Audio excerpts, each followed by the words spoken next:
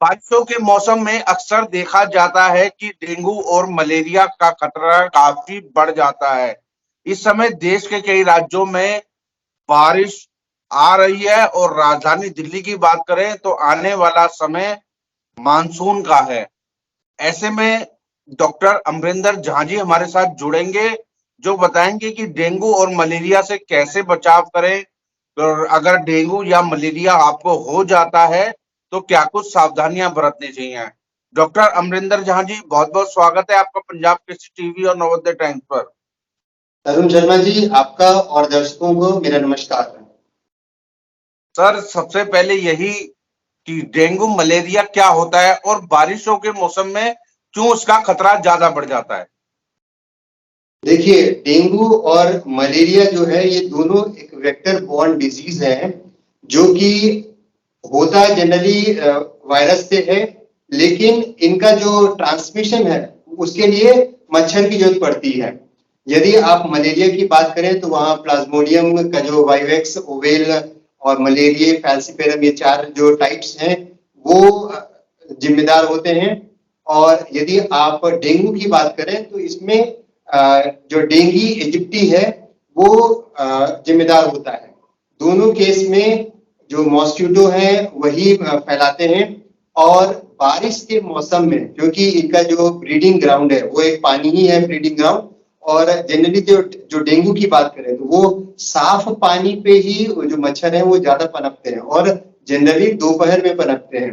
तो जब भी बारिश का मौसम आता है तो डेंगू और मलेरिया का जो प्रकोप है वो बढ़ जाता है, क्योंकि बारिश की वजह से हर जगह पानी जमा रहता है। और जो घर में भी कुछ लोगों के जो पॉट्स में जब पानी जमा रहता है, जो कहीं पानी थोड़ा सा घर में जो साफ पानी जमा या कूलर में जो पानी जमा रहता है, तो ये सारे ब्रीडिंग ग्राउंड्स हैं हमारे मॉस्किटो के लिए। साथ में क्योंकि बारिश का टाइम रहता है तो वो थोड़ा गर्मी के बाद जस्ट शुरू हुआ रहता है, तो ऐसे में हम लोग सारे लोग जो हैं वो पूरे शरीर को ढकने वाले कपड़े नहीं पहनते। तो ये वो टाइम होता है जिस समय की मलेरिया और डेंगू ज्यादा फैलता है। साथ में यदि ये समय आ गया, यदि मान लीजिए मलेरिया का टाइम आ रहा है, तो हमें पहले से ही सावधान होना पड़ेगा। यदि हम सावधान रहेंगे, पूरे पूरे कपड़े पहनेंगे, पानी कहीं जमा नहीं होने देंगे, यदि बच्चे हैं तो घर में मॉस्किटो नेट सब लगा के रखेंगे, तो ऐसे में मलेरिया और डेंगू से हम बारिश के मौसम में भी बच सकेंगे। इसकी सर शुरुआत, किसी को डेंगू है या मलेरिया है, ये कैसे पता चलता है? क्या कुछ जांचें होती हैं या फिर, क्योंकि कहा जाता है कि बुखार आता है, कई बार बुखार नॉर्मल लोगों को भी आ सकता है या नॉर्मली आ सकता है, बुखार होने का मतलब डेंगू तो नहीं है। ऐसे में कैसे पता चलेगा कि हमें डेंगू है या नहीं है? देखिए, सबसे बड़ी दिक्कत तो यही होती है कि इनको जो डायग्नोज करना होता है वो बहुत मुश्किल होता है, क्योंकि बुखार बहुत सारे कारणों में आ सकते हैं। यदि साथ में आपको सर्दी रहेगा तो आपको लगेगा कि सर्दी की वजह से बुखार आ रहा है। लेकिन एक बात जो ध्यान देने की चीज होती है कि एक तो बारिश का टाइम देखें और साथ में ये सब भी देखते चलें कि आपके मतलब जैसे हम टीवी के माध्यम से पता चलता है कि अब डेंगू के केसेस बढ़ने लगे हैं। जैसे ही ये केसेस बढ़ने लगते हैं तो हमारा जो सस्पिशन, हमें हाई डिग्री ऑफ सस्पिशन करना होता है कि जब भी फीवर या फिर हमारा बदन टूट रहा है या फिर आंखों के पीछे दर्द हो रहा है या हड्डियों में यदि बहुत दर्द हो रहा है, शरीर में बहुत ज्यादा कमजोरी आई है। कुछ लोग जिनको कि यदि मान लीजिए डेंगू और फैलता है तो खून निकलने की भी शिकायत हो सकती है, शरीर में लाल धब्बे आने लग जाते हैं। शरीर में लाल धब्बे आते हैं। कुछ लोगों में जो छाती में पानी जम जाता है तो सांस में दिक्कत होने लगती है। यदि पेट में पानी जम जाता है तो पेट में दिक्कत होने लगती है। यदि आगे बढ़ा डेंगू और मलेरिया आगे बढ़ता है तो आपको लिवर के भी सिम्टम्स आने लगते हैं। कुछ लोगों में तो यदि समय से ट्रीटमेंट नहीं मिलेगा तो डेंगू शॉक सिंड्रोम, मतलब शरीर से पूरा पानी लॉस हो जाता है और हमारा जो ब्लड प्रेशर जो नॉर्मल मेंटेन होना चाहिए वो भी नहीं मेंटेन हो पाता है।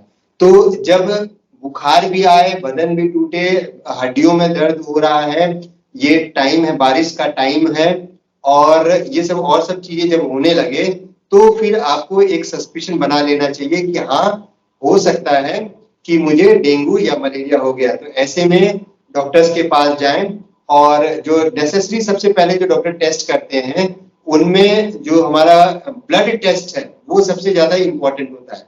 ब्लड टेस्ट में एक तो क्योंकि हमारे शरीर से पानी बहुत निकलता है, चाहे इधर आप डेंगू की बात करें या मलेरिया की, यदि मैं डेंगू की ज्यादा बात कर रहा हूँ तो डेंगू में क्या होता है कि हमारे शरीर से पानी बहुत निकलता है। तो ऐसे में हमारे जो हीमो कंसेंट्रेशन, हमारे जो ब्लड में जो आरबीसी है और जो साथ में पानी है वो पानी की मात्रा कम हो जाएगी, तो हीमो कंसेंट्रेशन होता है, हमारा खून थोड़ा गाढ़ा हो जाता है। तो उसमें क्या होता है कि हीमो कंसेंट्रेशन जो पीसीबी जो कंप्लीट ब्लड काउंट में जो पीसीबी होती है, पीसीबी की वैल्यूज बढ़ जाती हैं।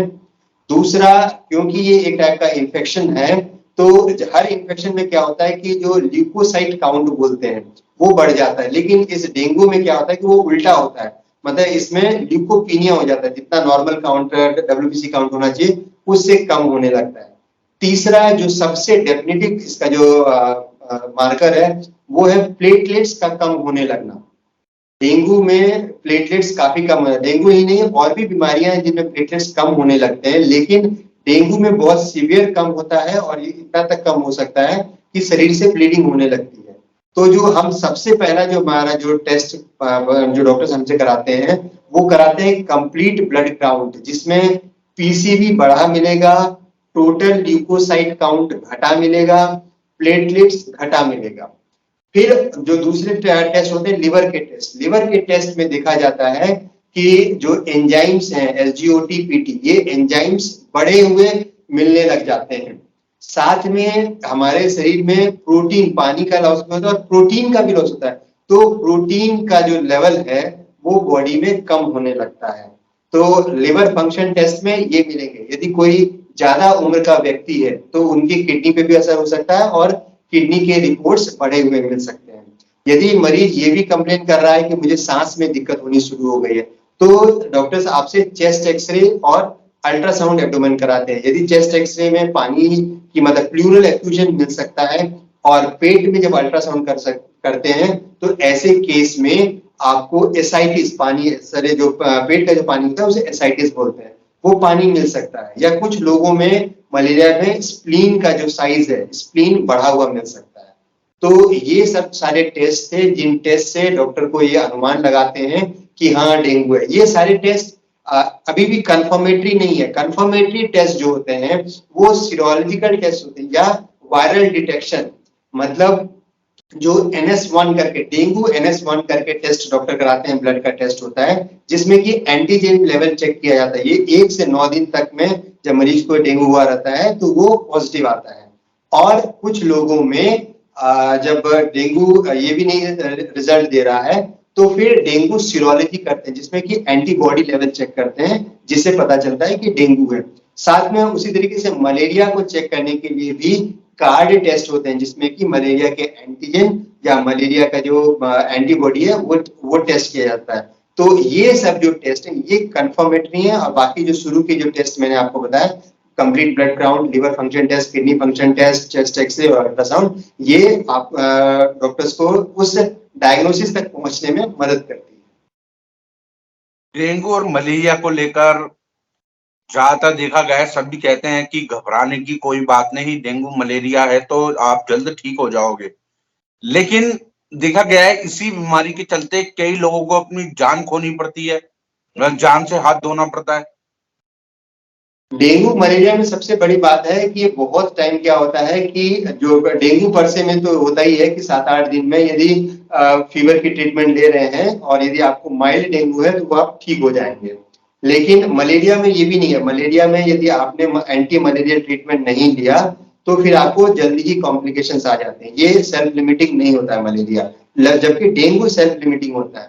लेकिन डेंगू में कॉम्प्लिकेशंस भी ज्यादा है। यदि वो अपने से ठीक हो सकता है तो डेंगू में कॉम्प्लिकेशंस क्या शुरू होते हैं, यदि 4-5 दिन में आपने सही ट्रीटमेंट नहीं लिया और आपके प्लेटलेट्स, जो डेंगू के जो वायरल है वायरस, वो प्लेटलेट्स पे बहुत ज्यादा असर करते हैं और यदि प्लेटलेट्स 50,000 से कम का वैल्यूज आने लग गए तो ऐसे में खून, शरीर से खून निकलने की संभावनाएं बढ़ सकती है। चाहे मस्तिष्क में भी खून निकल सकता है जिससे कि लोगों को मिर्गी या बेहोशी छा सकती है, पेट में खून निकल सकता है जिससे कि लोगों को पेट के सिम्टम्स आने सकते हैं, ब्लड प्रेशर घट सकता है। साथ में यदि डेंगू हेमोरेजिक फीवर को भी ढंग से नहीं ट्रीट किया गया तो डेंगू शॉक सिंड्रोम हो जाता है, जिसमें कि हमारे शरीर से पूरे पानी लॉस हो जाता है, ब्लड प्रेशर मेंटेन करना मुश्किल हो जाता है। जितना हमारे दिल को खून चाहिए या बॉडी को के दूसरे ऑर्गन्स को जितना खून चाहिए उतना मिलना मुश्किल हो जाता है। तो इन सब कारणों से डेंगू के कॉम्प्लिकेशंस बढ़ते हैं। डेंगू के कॉम्प्लिकेशंस को समझने में यही आसान रहता है कि आप जल्दी से डॉक्टर्स के पास चले जाएं और डॉक्टर्स आपको जैसे जैसे सिम्टम्स आते हैं उन हिसाब से, चाहे आपको सीटी, यदि दिमाग में कोई सिम्टम्स आते हैं तो सीटी स्कैन कराएंगे, यदि पेट में कोई सिम्टम्स आ रहे हैं तो अल्ट्रासाउंड कराएंगे, चेस्ट में कोई सिम्टम्स आ रहे हैं तो एक्सरे कराएंगे। आपका प्लेटलेट्स लेवल बार बार हर 1-2 दिन पे चेक होता रहेगा। तो इन सब चीजों से डॉक्टर्स ये डिसाइड कर पाते हैं कि डेंगू की सीवियरिटी कितनी है और कब उन्हें इंटरवीन करना है। एक इंटरवीन इससे मैंने बोला है कि जब प्लेटलेट्स 20,000 से भी कम हो जाते हैं तो ऐसे में प्लेटलेट्स की जो प्रोडक्ट्स होते हैं वो प्लेटलेट के वो ब्लड देने पड़ते हैं।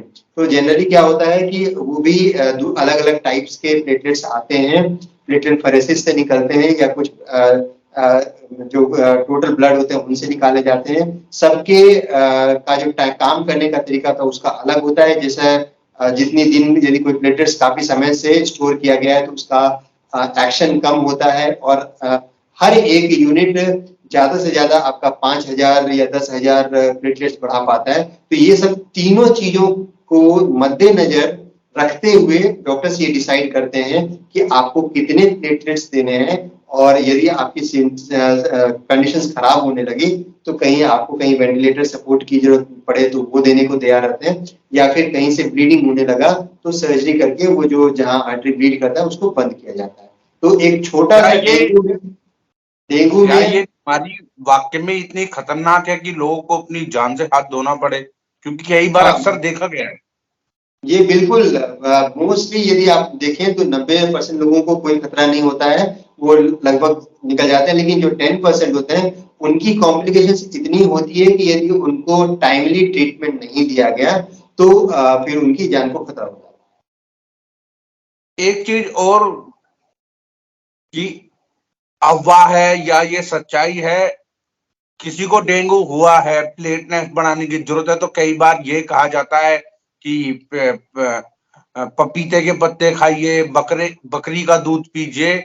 इसमें कितनी सच्चाई है और अगर डेंगू हो जाए तो क्या कुछ हमें सावधानियां बरतनी चाहिए? देखिए, ये पूरी तरीके से अफवाह नहीं है। जो पपीते का जो पत्ता होता है और जो बकरी के दूध है तो उनमें देखा गया है, कुछ स्टडीज हुई हैं, लेकिन वो स्टडीज इतनी नहीं हुई है कि ठोस तरीके से बोला जा सके कि ये खाने से ही प्लेटलेट्स बढ़ते हैं। तो यदि आपको लगता है ये सब चीजें अवेलेबल मिल रही हैं तो उनको जरूर लेना चाहिए। साथ में जो सबसे ज्यादा ध्यान देने की जरूरत है कि सीरियल प्लेटलेट मॉनिटरिंग करने की जरूरत होती है कि यदि आज आपने प्लेटलेट करा फिर एक दिन छोड़ के फिर आपको प्लेटलेट्स मॉनिटर करते रहना पड़ता है। और यदि प्लेटलेट्स की मात्रा बहुत कम हो रही है तो वो प्लेटलेट्स आपको शरीर खून में चढ़ाने पड़ते हैं। और जो जनरली क्या होता है कि जो डेंगू होता है वो सेल्फ लिमिटिंग होता है। मान लीजिए 7 से 14 दिन का इसका कोर्स होता है, वो टाइम को भी ध्यान देते रहना होता है। यदि आप एक बार 14 दिन के टाइम को पार कर गए और आपका कॉम्प्लिकेशंस कम होने लगता है तो आप ये मान के चलिए कि मरीज ठीक हो जाता है। लेकिन इस 5 से 10 दिन के दौरान यदि किसी पेशेंट्स को बहुत सीवियर कॉम्प्लिकेशंस होने लगते हैं तो उनकी कंडीशन थोड़ी खराब हो जाती है। लेकिन अब किसी को डेंगू हो गया है तो क्या कुछ खाए पिए जिससे उसकी प्लेटलेट्स बढ़े, आदमी स्वस्थ हो? क्योंकि हर तरह की कई बार अफवाह पे भी लोग चले जाते हैं। आपने कहा कि पपीते के पत्ते और बकरी का दूध, इसमें सच्चाई भी है, प्लेटलेट्स बढ़ती भी है, लेकिन इस तरह के कई विज्ञापनों के माध्यम से या तमाम जो लोग हैं वो बताते हैं अलग अलग चीजें। तो यही समझना चाह रहा था मैं आपसे कि इस तरह की कई बार अफवाहें भी होती हैं कि आप ये करिए या यहाँ पर कोई धागा बांध दीजिए, प्लेटलेट्स बढ़ जाएगा। तो वही चीज मैं आपसे समझना चाह रहा था। अभी तक जो स्टडीज हुई है उसमें सबसे स्ट्रॉन्ग एविडेंस पपीते के पत्ते का आता है, बकरी का दूध का भी थोड़ा कम एविडेंस है। तो सबसे स्ट्रांगली जिस बात को ध्यान रखना है वो ये है कि क्योंकि आपके शरीर में पानी का लॉस बहुत हो जाता है। तो आप अपने शरीर को पानी बहुत दीजिए। पानी मतलब कि वो पानी कैसे डिसाइड होता है कि यदि हमारे शरीर में पानी की मात्रा कम होती है तो हमारा यूरिन आउटपुट, हमारा पेशाब जितना नॉर्मली निकलता है उससे कम निकलने लगता है, तो वो भी एक मार्कर होता है। तो घर में रहते हुए यदि आपको लग रहा है कि आपकी पेशाब की मात्रा कम हो रही है, आपका मुंह बहुत सूख रहा है, आपकी धड़कनें थोड़ी बढ़ रही हैं, थोड़ा आपका शरीर ज्यादा गरम गरम लग रहा है, तो आप शरीर को पानी खूब पिलाइए। चाहे आप डायरेक्ट मुंह से जो नॉर्मल पानी होता है दूध पीजिए, कोई भी पानी का जो प्रोडक्ट है, नारियल का पानी, दूध, सिंपल पानी, ORS, ये सब एक जैसे फायदे करते हैं। तो इन सबको पीना चाहिए और ये ध्यान में रखना चाहिए कि आपका यूरिन आउटपुट ठीक चल रहा है कि नहीं, आपका मुंह सूख तो नहीं रहा है और आपका शरीर थोड़ा गरम गरम सा नहीं महसूस हो रहा है। तो ये सब घर के वो मार्कर हैं जिससे कि आप ध्यान रख सकते हैं कि आपको कितना पानी पीना है।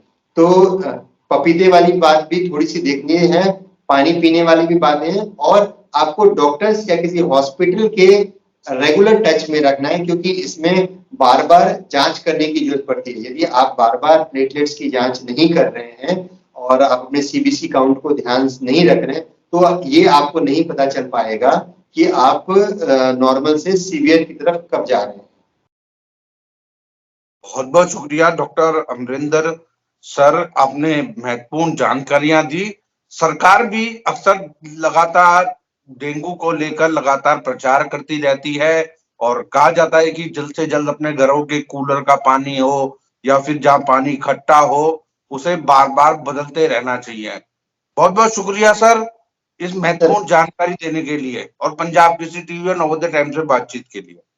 तरुण जी, आपका भी बहुत धन्यवाद कि आपने मुझे प्लेटफॉर्म दिया जहां की मैं इतनी बातें लोगों को बता सकूं। धन्यवाद।